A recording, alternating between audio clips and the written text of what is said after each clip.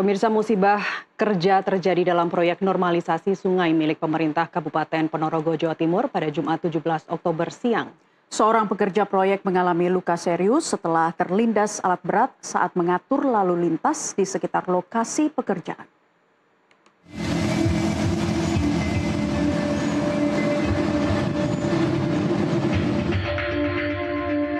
Musibah kerja terjadi dalam proyek normalisasi sungai milik pemerintah Kabupaten Ponorogo, Jawa Timur pada Jumat 17 Oktober siang. Pekerja yang saat itu bertugas mengatur lalu lintas mendadak terlindas alat berat ekskavator yang tiba-tiba mundur tanpa menyadari ada korban di belakangnya.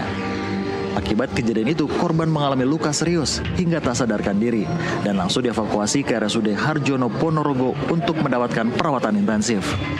Kapolsek Jetis AKP Marjono menjelaskan, insiden terjadi ketika operator alat berat tidak melihat ada pekerja di belakang saat akan memundurkan mesin.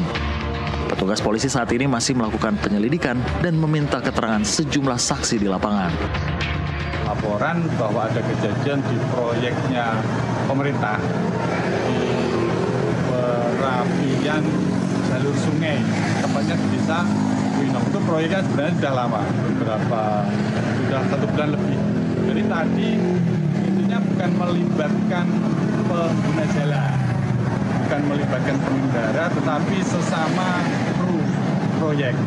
Jadi ada satu petugas yang mengatur lalu lintas, ternyata waktu tidak menyadari bahwa alat pibu besarnya itu jalannya ke belakang.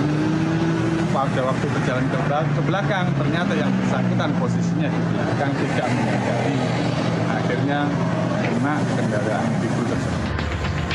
Sementara itu, dokter jaga RSUD Harjono Ponorogo, Trida Ermawati menyatakan korban mengalami sejumlah patah tulang di bagian tangan, kaki, pinggul, dan tulang ekor.